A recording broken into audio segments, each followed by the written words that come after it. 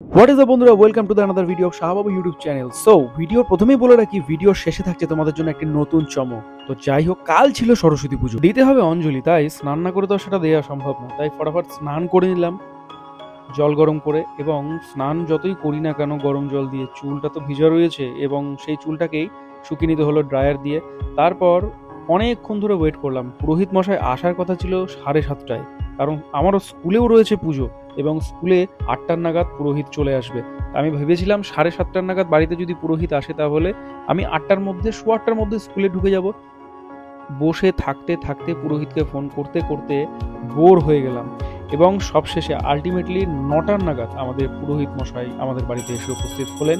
প্রথমে জেঠুদের পূজা করলেন এবং তারপর আমাদের পুজো। এখন চলছে আমার বাড়ির পুজো, এবং সেই পুজোতে উপস্থিত আছে আমার ভাইয়ের বন্ধু এবং সেই বন্ধুর ভাই। না, যাই হোক, এই সময় আর বেশি কথা বলা যাবে না। পুজো চলছে, কিন্তু পিছনে আমি তোমাদের জন্য ভিডিও রেকর্ড করছি, ঠাকুর মশাই রেগে যাবে। তারপর পুজো টুজো সম্পূর্ণ হলো, সবার হাতে হাতে প্রসাদ বিতরণ করে ঝটপট আমাকে রেডি হয়ে বেরিয়ে আসতে হলো স্কুলের উদ্দেশ্যে। সবাই তো স্কুলে চলে এসছে এবং আমি আজকে সর্বশেষে গিয়ে উপস্থিত হব স্কুলে। এবং যেহেতু সরস্বতী পুজো, তাই নর্মাল ড্রেস কিন্তু পরা হবে না, আজকে পরতে হবে পাঞ্জাবি আর পাজামা।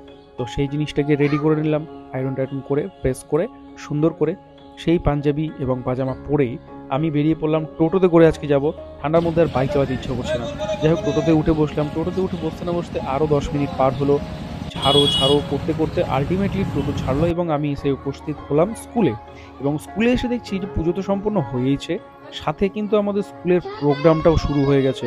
বাচ্চাদের জন্য একটি ছোট প্রোগ্রামের অ্যারেঞ্জমেন্ট করা হয়েছিল, প্রতি বছর যেটা হয়ে থাকে সরস্বতী পুজো উপলক্ষে আমাদের স্কুলে। তো সেই প্রোগ্রামটাও স্টার্ট হয়ে গেছে। কিছুক্ষণ সেই প্রোগ্রামে থাকতে থাকতে হঠাৎই মাথায় এলো যে আমি তো ঠাকুরই দেখিনি।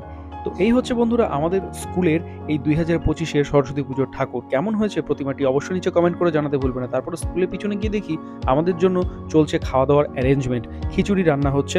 তো এবং সেই খিচুড়িটি কেমন হয়েছে এখন আমরা শুনে নিব। খুব সুন্দর হয়েছে খিচুড়ির। মার্কস দিব আমি 100-এ 101, কেননা পাপড় ভাজা দিয়েছে আমাকে।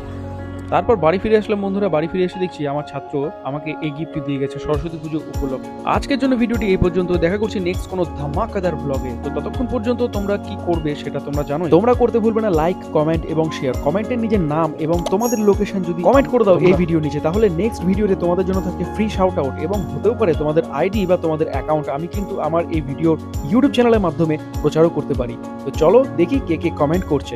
বাই।